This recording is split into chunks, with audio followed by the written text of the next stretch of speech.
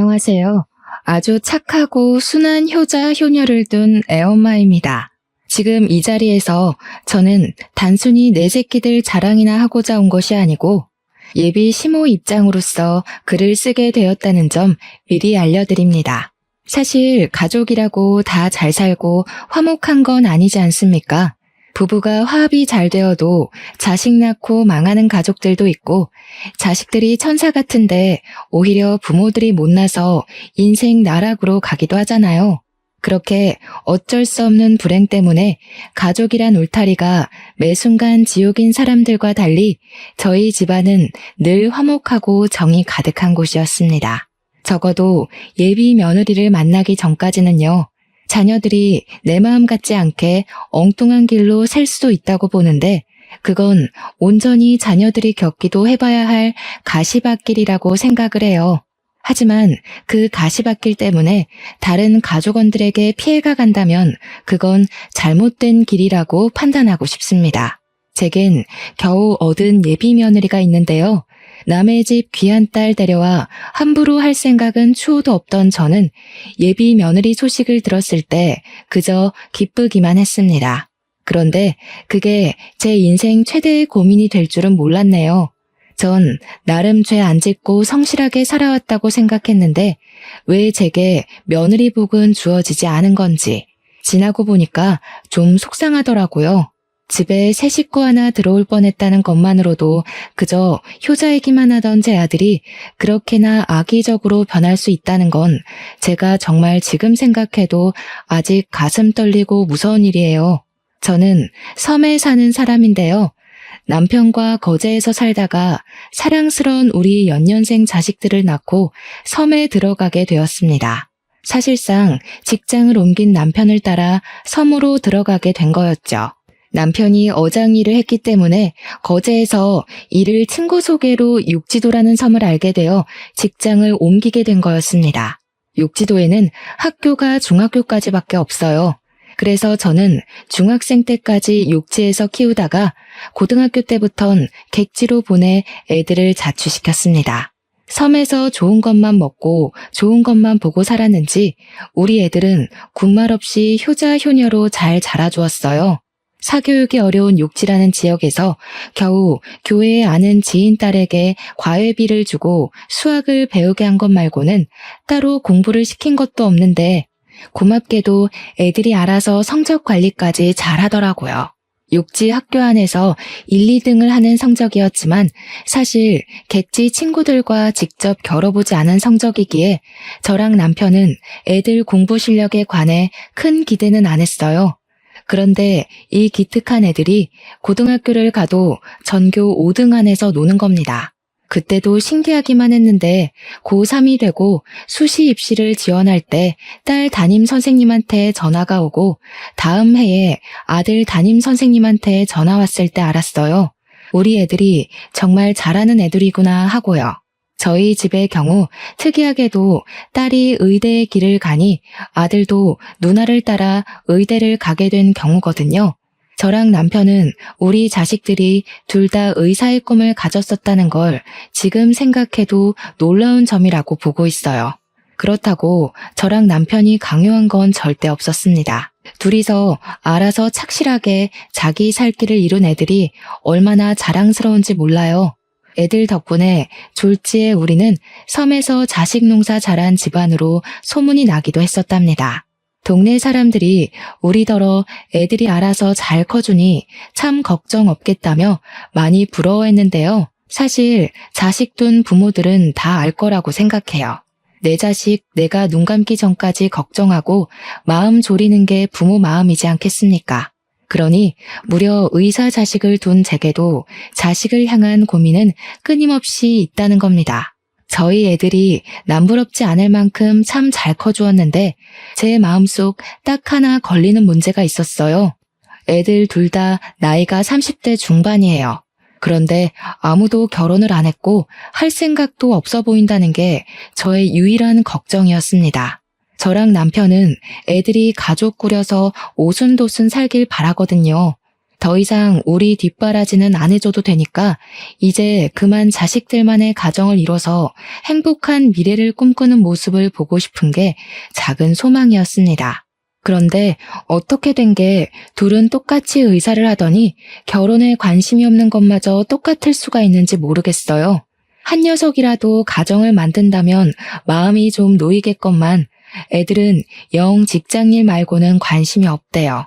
제가 한 번씩 애들한테 결혼 얘기를 슬쩍 언급하면 둘 다 하하 웃기만 할 뿐 전혀 이성을 만날 생각이 없어 보였습니다. 제 딸은 산부인과 의사이고 아들은 소아과 의사입니다. 그 말은 즉 가정 이룬 사람들을 빈번하게 만난다는 뜻이기도 하죠. 그렇게 예쁜 아기들을 보고 사이좋은 가족들을 보면서도 애들은 돌부처 마냥 그저 남의 일이라고만 생각하더라고요. 전혀 부럽지가 않대요. 남편은 애들 알아서 자라니까 그냥 자기 인생 알아서 살게 내버려두라고 하길래 입은 다물고 있었어요.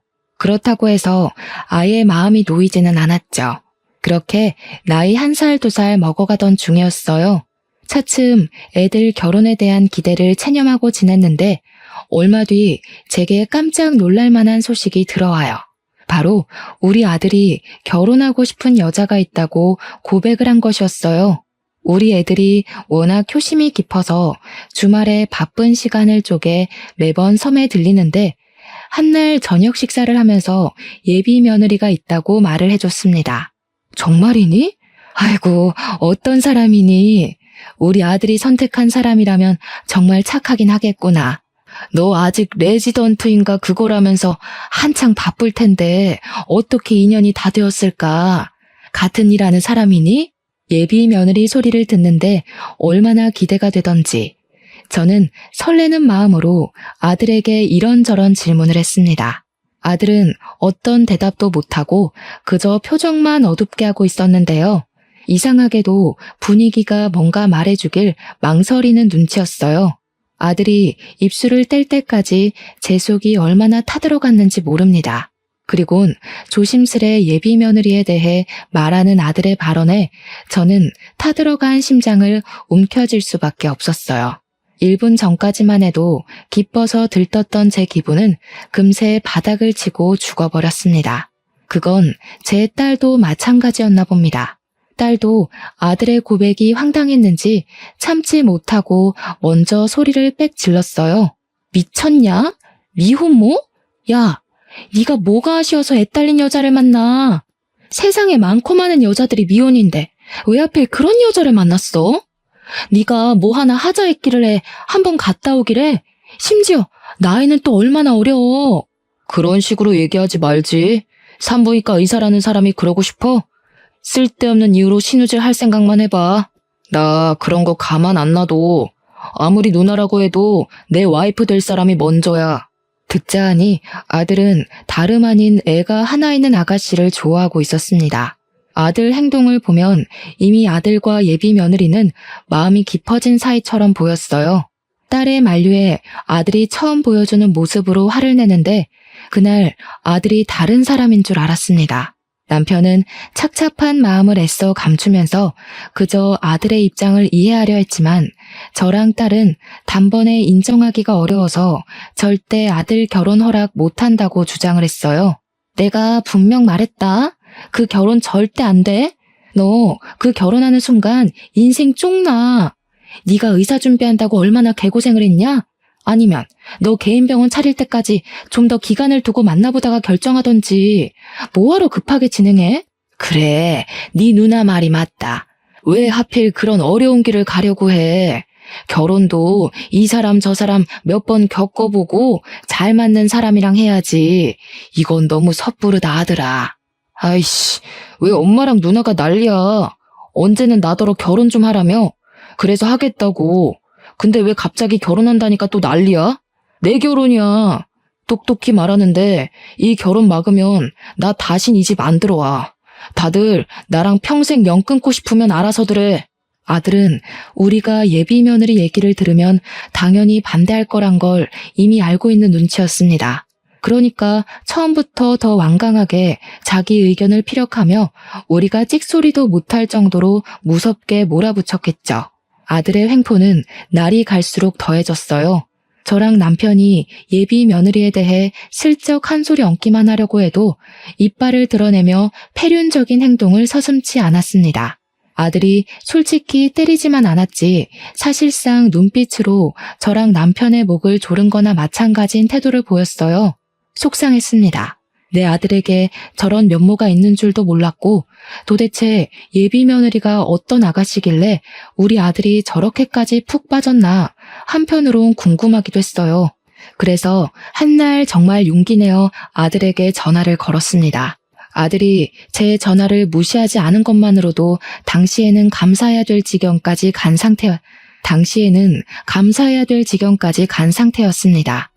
그럼에도 아들의 전화 받은 목소리에는 저항기가 많이 있더군요.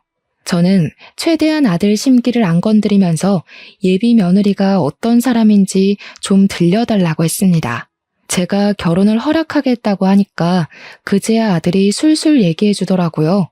알고 보니 예비 며느리는 우리 아들과 같이 육지에서 자란 친구였고 중학교 동창이라고 합니다. 지난번 섬에 들어왔다가 아들이랑 예비 며느리가 우연히 마주쳤는데 그날 인연으로 반가워서 연락처를 주고받았고 섬 밖에서 몇 번 만났다가 사이가 깊어졌다고 했어요. 그랬구나. 엄마는 아들 동창이라고 해도 워낙 까마득해서 어떤 친구였는지 기억은 잘 안 나네. 네가 어련히 잘 봤겠지. 그래도 정말 각오 많이 해야 될 거야. 남애 키우는 게 쉬운 일이 아니잖니. 엄마, 나 소아과 의사야. 내가 그런 것도 생각 못 해봤겠어? 내가 남의 애를 다뤄도 수백 명을 다뤄. 애가 아직 어려서 내 자식처럼 키울 수 있을 것 같아. 그러니까 엄마도 응원 좀 해줬으면 좋겠어. 아들의 완고한 고집에 결국 저랑 남편은 아들의 앞날을 응원하기로 결정했습니다. 자식 이기는 부모 없다는 말은 괜한 말이 아니더라고요. 자식을 정말로 많이 사랑한다면 끝내 자식에게 백기를 들 수밖에 없도록 만들어진 게 부모의 존재이지 않습니까? 우리가 결혼을 허락하는 덕에 아들은 성질을 많이 죽였어요. 처음만큼은 아니지만 저희에게 예비 며느리를 소개해 주려고까지 했습니다. 꽤 경계를 푼 것이겠죠. 아들이 제대로 날짜를 잡아서 예비 며느리를 섬집으로 데려오기로 했어요. 그러면서 저한테 부탁하는 것이 하나 있었는데 좀 당황스럽더라고요. 그래도 엄연히 결혼 인사니까 저는 딸까지 있는 주말에 하면 좋겠다고 생각했는데 아들이 딸한테는 알리지 말라고 부탁을 하더라고요. 왜 그러냐고 물어봤더니 아들의 대답은 제게 생각지도 못한 충격을 안겨주었습니다. 옛날에 학교 다닐 때 누나가 혜영이 좀 괴롭히고 그랬대. 혜영이가 우리 누나 무섭다고 최대한 안 보고 싶다네. 그 얘기 듣는데 진짜 내가 다 쪽팔려서. 그래도 내가 한때 누나 존경했었거든? 이젠 누나란 사람이 제일 최악이야. 늘 목표를 이루고 사는 누나가 멋있다며 누나의 발자취를 따르던 게 우리 아들 마음이었습니다. 그랬던 아들이 예비 며느리란 존재가 나타나면서 낯선 사람이 되어가는 게 보였어요. 어쨌든 저도 학창시절 딸의 행적은 몰랐던 사실이었습니다. 우리 딸이 학교 생활을 착실히 하고 있다고만 생각했거든요. 그런데 제가 모르는 사이 그런 엄청난 일을 저질렀을 줄은 상상도 못했어요. 얼굴 못 본 예비 며느리에게 미안했고 딸에게 상황 설명이라도 듣고 싶었습니다. 하지만 당장은 결혼 인사가 먼저라고 생각해서 일단 아들 부탁대로 딸에겐 예비 며느리 만난다는 사실을 비밀로 했어요. 그리고 며칠 뒤 아들이 연차를 내고 평일 시간에 맞춰서 예비 며느리를 데려왔습니다. 예비 며느리의 첫인상은 참 얌전하고 조용해 보였어요. 참한 것이 아니라 뭐랄까 나쁘게 말하면 좀 사람이 음침해 보인달까? 나름 어른 집에 온다고 신경 써서 머리를 묶었는데도 잔머리를 정리 안 해서 그런지 지저분해 보였고 피부가 하얀 편인데 다크서클이 있어서 어딘가 우울하고 기운 빠져 보이는 상이었어요. 인상이라도 좋으면 어떻게든 예비 며느리를 고운 눈으로 봐주려고 했는데 들어와서도 저랑 남편의 눈을 똑바로 못 쳐다보고 죄인처럼 바닥만 보고 있는 예비 며느리가 예뻐 보이진 않았습니다. 게다가 아들이랑 둘이 같이 들어오는데 아들 품에 예비 며느리 애로 보이는 아기가 안겨 있더라고요. 남의 자식을 안고 있는 아들의 모습을 상상은 했었지만 막상 직접 보니 또 한 번 심장이 철렁하는 거 아니겠습니까? 예비 며느리가 어떤 사람인지를 떠나서 고생길이 뻔히 보이는 저런 여자의 짝을 우리 아들이 자처해서 따라붙었잖아요. 엄마로서 제 아들이 남의 자식 때문에 고생할 생각을 하니까 도무지 마음이 안 좋더라고요. 고개를 왜 그렇게 숙이고 있나. 이렇게 힘든 결혼 마음먹었으면 더 떳떳하고 당당하게 스스로를 어필해야지요.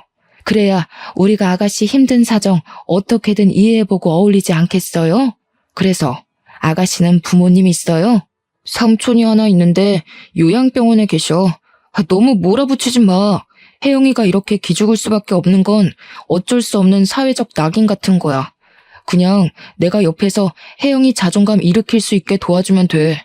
제가 보기엔 예비 며느리한테서 여자로서의 매력도 전혀 없는 것 같은데 대체 우리 아들이 뭘 보고 끔뻑 넘어갔는지 모르겠더군요. 예비 며느리는 제가 묻는 말에 대답도 안 하고 움찔거리기만 하더니 답이란 답은 우리 아들이 대신해서 예비 며느리를 대변해주고 있는데 그 꼴이 아주 황당했습니다. 남편은 이미 예비 며느리에 대한 기대를 놓은 것 같았어요.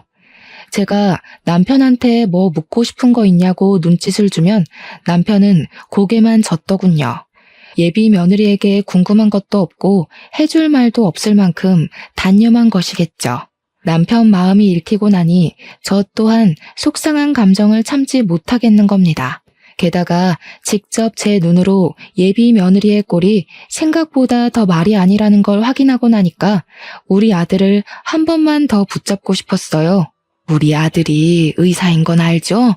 둘이 서로 좋아서 결혼까지 마음먹었다는 건 알겠는데 솔직히 내 아들이 손해보는 장사는 맞잖아요. 적어도 경제력까지 우리 아들한테 기대려는 거면 내가 좀 힘들 것 같아서요. 아가씨는 우리 아들한테 뭘 해줄 수 있어요? 집을 우리 쪽에서 해줄 테니 혼수를 그쪽에서 해결할래요? 그래선 안 됐었는데 저는 일부러 예비 며느리가 제 말을 듣고 도망치길 바래서 좀 쓴소리를 해버렸습니다. 저라고 아이 혼자 키우는 미혼모에게 이런 상처되는 말 하고 싶었겠습니까? 예비 며느리도 돌아가신 사돈들의 귀한 자식일 텐데 저도 남의 자식한테 가슴 아픈 소리 하고 싶지 않았어요. 그래도 팔은 안으로 굽는다고 제 아들만 생각을 해야 했고 제 아들이 무엇보다 평범하게 살길 바랬을 뿐입니다. 그냥 남들처럼 같이 시작하고 같이 꾸려나가고 같이 아이를 만들어서 사는 그런 가정을 살길 원했다고요. 이렇게 소박한 삶이 이토록 어려운 소망인지 꿈에도 몰랐네요. 예비 며느리는 제 말을 듣고도 아무 말 없이 고개만 푹 숙이고 있었습니다. 방금 발언들은 제가 아들의 동의 없이 저지른 일이라서 아들의 성화가 뒤따를 거란 각오는 했어요. 그런데 그게 천륜 얘기가 오갈 정도로 심각한 사항을 불러일으킬지는 차마 예측을 못했습니다. 내가 이 집에 퍼다 부어준 돈이 얼만데 엄마가 뭔데 내 사람한테 그딴 식으로 짓거려? 앞으로 나 보고 살 생각하지 마. 나 이제 이 집 자식 아니야. 두 분은 똑똑히 기억하세요. 천륜이 끊어진 건 명백히 두 분 탓이니까 평생 기억하고 괴로워했으면 싶네요. 아들은 그대로 예비 며느리를 데리고서 밖으로 나갔습니다. 제가 아들을 급하게 따라 나섰다가 아들이 밀치는 바람에 그대로 바닥에 주저앉아 버렸어요. 남편은 저를 쫓아와 부축하면서 이제 그만 아들 인생은 신경 쓰지 말자고 아들이 저리 매몰차게 얘기를 했어도 말뿐일 거라며 저를 위로했습니다. 그러면서도 남편 또한 아들의 돌변한 모습에 한숨만 쉬더군요. 저는 닭똥 같은 눈물을 흘리면서 남편 품에 안겨 서름을 토로했어요. 순하기만 한 아들이 저렇게 변한 게 서럽고 어디서부터 왜 이렇게 어긋나는지를 도통 몰라서 답답함에 눈물만 나왔어요. 한 번도 말썽 피운 적 없는 아들이었는데 아들 모습이 적응되지 않아 하루하루가 괴로웠습니다. 저는 끝내 이 사실을 딸한테 알리기로 했어요. 한동안은 아들 생각에 끙끙 앓느라 딸 생각은 전혀 못하고 있었는데 딸한테서 안부 문자가 오는 덕에 딸에게 하소연하기로 마음을 먹었던 겁니다. 딸한테 전화를 했더니 딸이 바로 저의 울적한 목소리를 알아채더군요. 그래서 그간 있었던 사정을 모조리 말해주었는데 딸이 예비 며느리를 상대로 쌍욕을 하면서 어이없어 하더라고요. 그리곤 곧 제게 자기 학창시절 때 있었던 예비 며느리의 실체를 말해주었는데요. 와, 진짜로 걔가 걔래? 완전 어이없다. 걔 도벽 있었어. 학교에서 얼마나 유명했는데. 내가 엄마한테 한 번 말한 적 있을 텐데. 걔가 여자애들 생리대며 화장품이며 얼마나 훔쳐갔는지 알아? 여선생님 안경까지 훔쳐서는 그 선생님 바로 다음 해에 나가버렸잖아. 그년 설마 내 동생이 의사인 거 알고 일부러 들러붙은 거 아니야? 딸의 말을 듣고 좀 놀랐습니다. 분명 예비 며느리가 우리 딸한테 괴롭힘을 당했다고만 들었는데 딸의 얘기를 들어보니 예비 며느리는 스스로 왕따를 자처했던 거였어요. 그걸로 모자라 오히려 자기의 왕따 처지를 잘도 이용했는데 일부러 교실에 혼자 있는 시간 많이 만들고는 혼자 남았을 때 절도를 여러 번 저지른 것 같았습니다. 심지어 제 딸 물건까지 훔쳤다가 딸이 예비 며느리 머리채를 뜯고 싸운 적 있었다네요. 그 사건은 제가 기억이 나더라고요.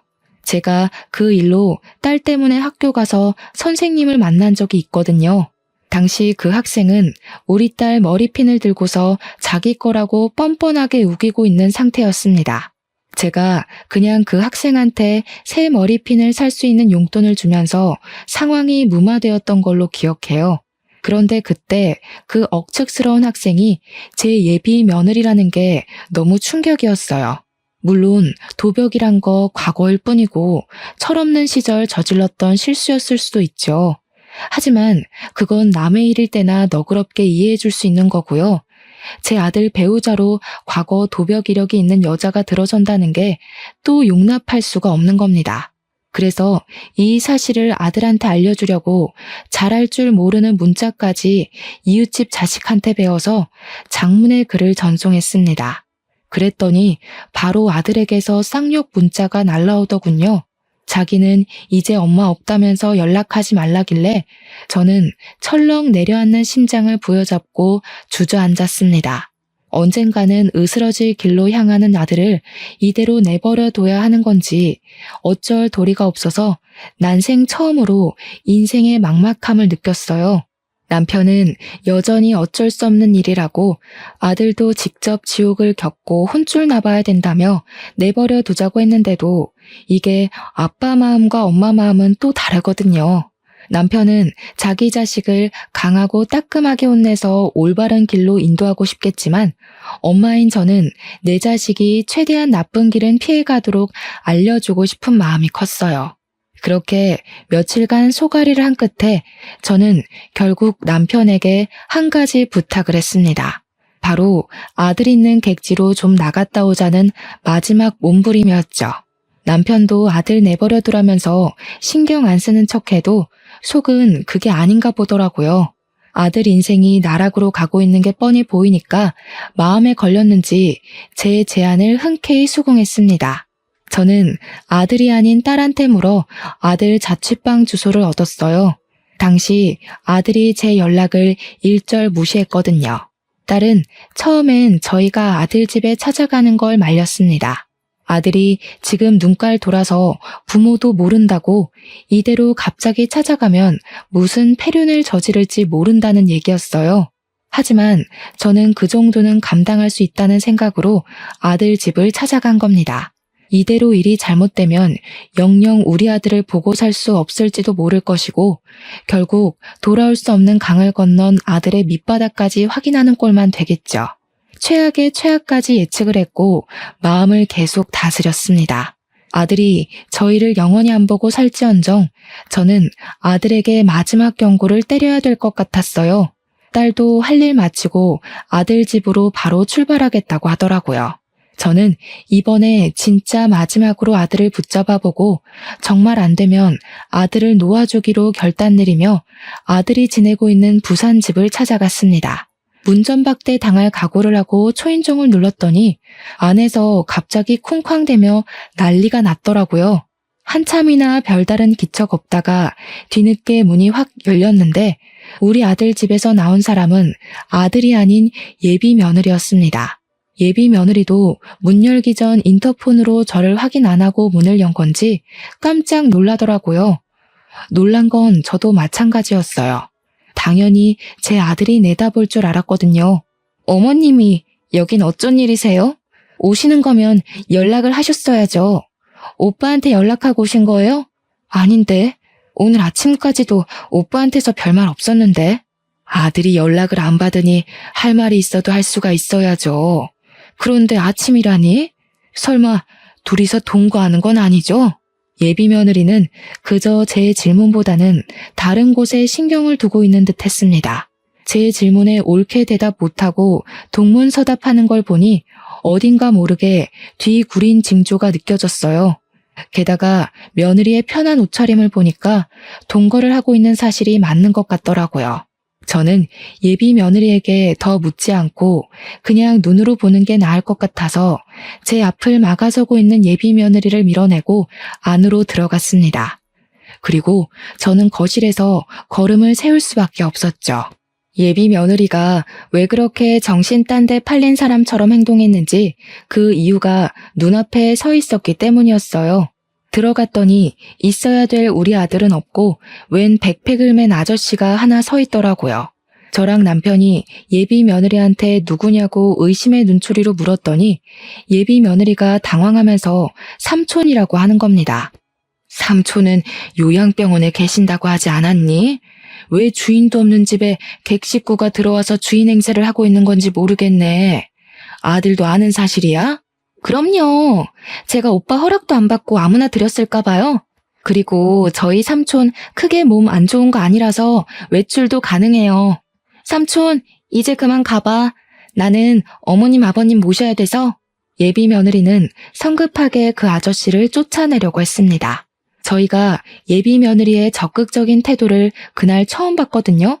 당연히 말도 잘 못하고 사회성도 부족해 보였는데 그날 다시 만난 예비 며느리를 보니 과거에 제 딸과 머리채를 뜯고 싸웠다는 학생과 겹쳐 보이더라고요.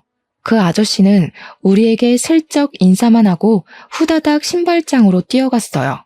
그때 아저씨가 가방 지퍼를 덜 잠갔는지 가방 안에서 뭔가가 떨어졌는데요. 아무리 눈 씻고 봐도 우리 아들 시계랑 똑같은 거 아니겠어요?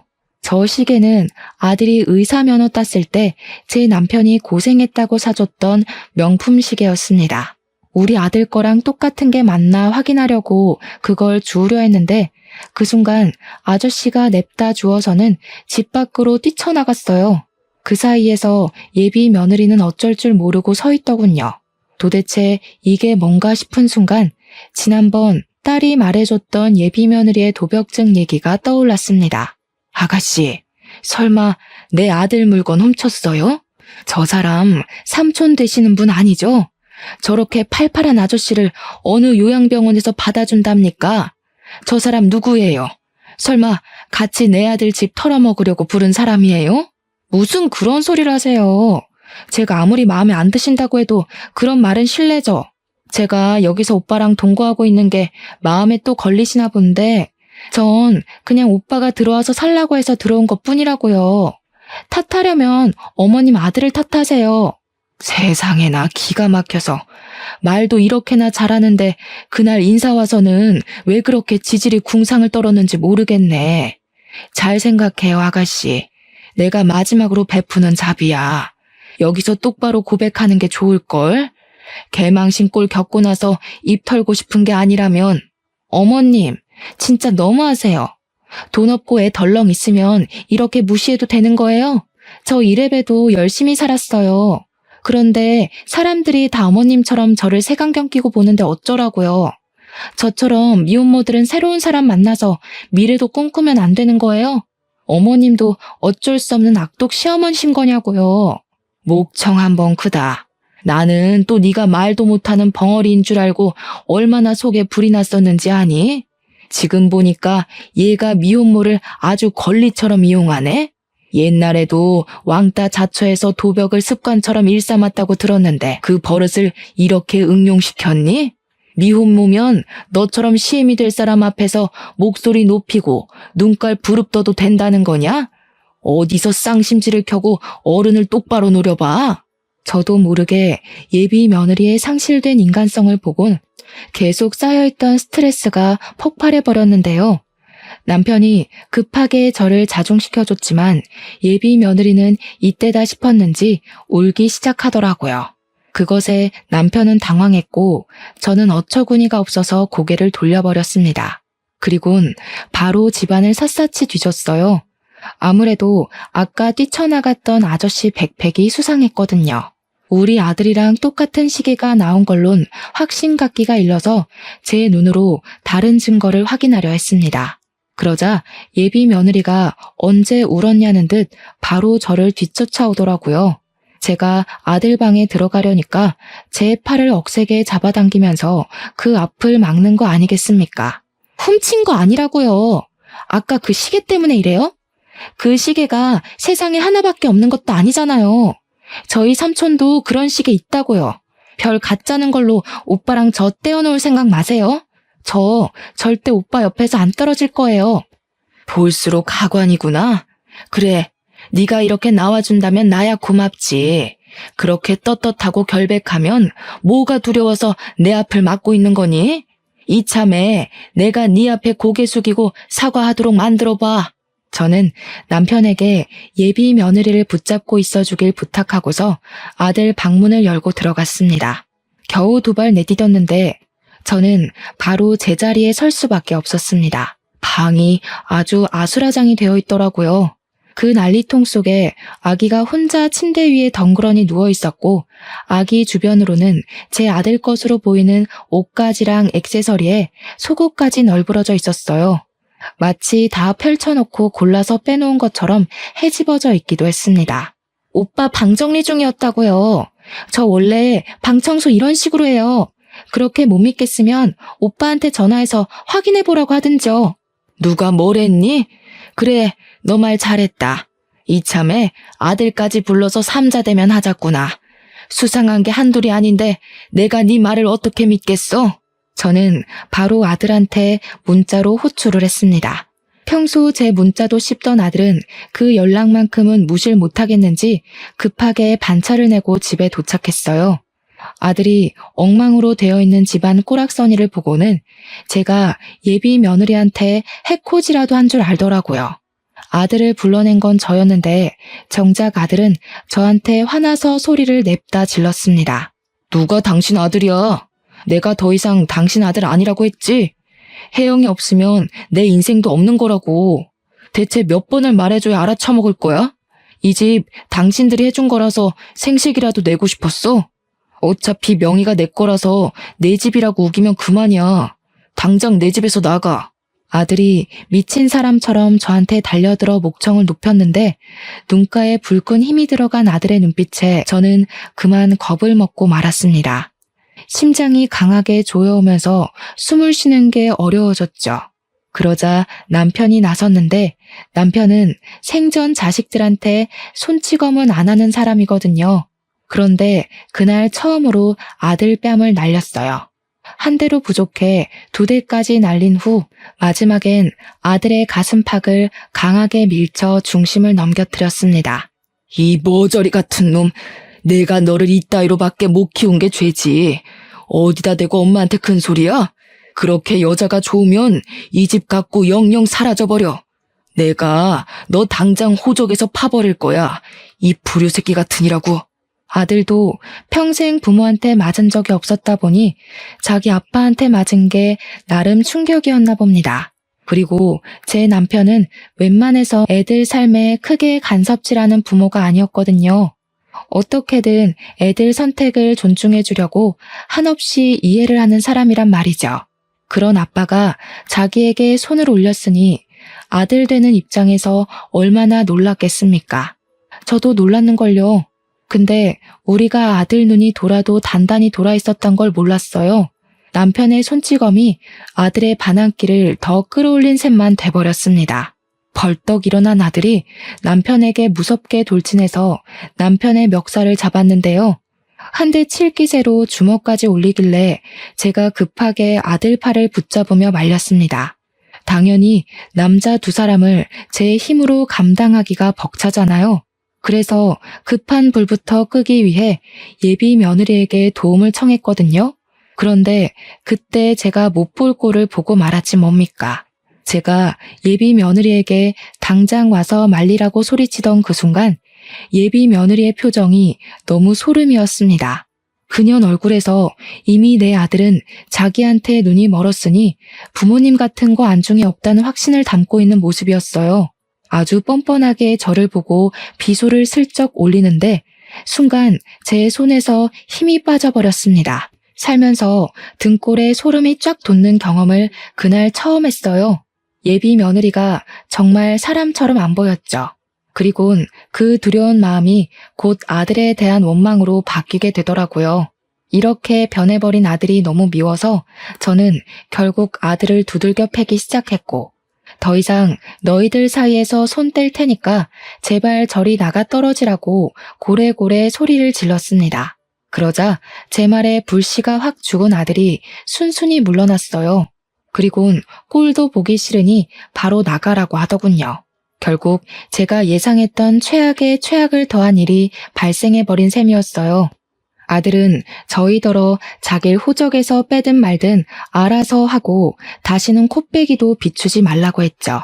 너무 속상했지만 우선 그날은 아들과의 대화는 틀렸다고 봤습니다. 그래서 남편을 데리고 나가려는데 그와 동시에 딸이 집에 들이닥쳤어요. 워낙 정신없던 터라 딸이 온다는 사실을 잊고 있었던 겁니다. 딸이 들어오자마자 더 놀란 건 딸 뒤로 경찰이 우르르 들어왔다는 거예요. 딸이 예비 며느리에게 삿대질을 하자 경찰들이 예비 며느리를 붙잡았고 집주인인 아들에겐 참고인 조사를 위해 같이 가야 된다고 안내를 했죠.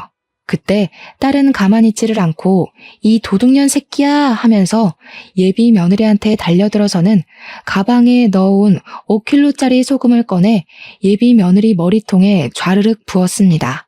경찰에게 수갑이 채워진 예비 며느리는 손도 쓰지 못하고 소금 범벅이 된 채 비명만 질렀어요. 이년이 옛날 버릇 남 못 주고 또 도벽증 도졌네? 옛날엔 내 머리핀을 네 거라고 우기더니 이제 내 동생을 네 거라고 우길 참이니?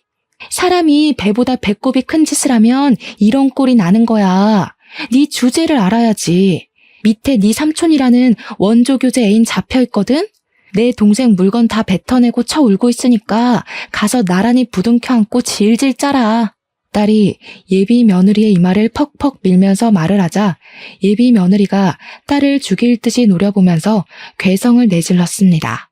예비 며느리한테서 저런 악에 바친 고함이 나오는 게 또 놀랍고 무섭더라고요. 원래 조용한 녀석들이 미치면 더 겁나잖아요. 예비 며느리는 더 이상 본성을 숨기지 않기로 한 건지 아니면 정말 화가 나고 분하면 내재되어 있던 저런 모습이 툭 튀어나오는 건지는 모르겠네요. 어쨌든 아들이 보는 앞인데도 더는 이미지 관리 없이 평소와는 이질적인 면모를 드러냈습니다. 나도 이깟 집안 진절머리 나서 결혼 같은 거 할 생각 없었어. 오빠 도장만 찾으면 나가려고 했다고. 아씨, 다 망했잖아. 아, 짜증나. 아, 이번엔 도장이었어? 나이가 먹으니까 스케일이 커졌다? 그럼 네 말은 내 동생한테 일부러 접근했다는 거네. 내 동생이 의사 됐다는 건 동네에 소문 퍼져서 이미 전해 들은 사실일 테고 나이 먹고 추하게 욕심만 날로 과해져서 어쩌냐? 그런 잔머리 굴릴 시간에 공부를 했으면 너도 의사 됐겠다 얘. 잘난 척 하지 마. 옛날부터 언니가 그런 식으로 거들먹거리는 게 재수없었어. 의사가 뭐 대수야? 그래봤자 나처럼 촌뜨기인 건 똑같은 처지면서. 이게 촌뜨기를 무시하네? 촌뜨기도 해내는 의사를 너는 못하고 도둑질만 해댔지 않아? 뭔 자신감으로 의사를 얕볼까? 촌뜨기 무시하려면 적어도 너처럼 상식 없이 손버릇 나쁜 애들한테나 해야 제대로 무시하는 거지. 어줍잖은 수준으로 우리 집안 무시하는 건 열등감밖에 안 된단다, 이 도둑년아. 딸과 예비 며느리가 하는 대화에서는 예비 며느리의 인간성을 도드라지게 확인할 수 있는 증거 현장이나 다름없었습니다. 저희들 다 놀랐지만 무엇보다 아들이 심하게 충격 먹은 것 같았어요. 바짝 경직되어선 믿을 수 없다는 얼굴로 예비 며느리만 바라보더라고요. 저는 그 모습을 보고 아들이 완벽하게 정신을 차렸으면 해서 좀 더 쐐기를 박아야 할 것 같았어요. 그래서 예비 며느리에게 다가가 그년 뒷주머니에 있는 전자담배를 꺼냈습니다. 우리 아들은 담배도 안 피우는데 명색의 악이 엄마라는 사람이 영 깡통이구나. 네 아들은 무슨 죄니? 도둑질하는데 이용하려고 애 낳았니? 동정심이 필요해서? 네 아들 네가 엉망으로 키우든 말든 우리 알 바 아닌데 내 아들까지 엉망으로 끌고 가는 건 나 못 본다. 어디 철딱서니 없이 도둑질이야? 가서 콩밥 처먹으면서 반성해. 저는 전자담배를 예비 며느리 입에 쑤셔 넣어주고 경찰에게 그만 가봐도 좋다고 했습니다. 아들은 참고인으로 같이 동행하면서도 내내 얼이 빠져 있었어요. 아들이 돌아올 때까지 우리 식구는 전부 아들 집에서 잠자코 기다렸는데 아들이 다 늦은 밤이 되어도 귀가를 안 하는 겁니다.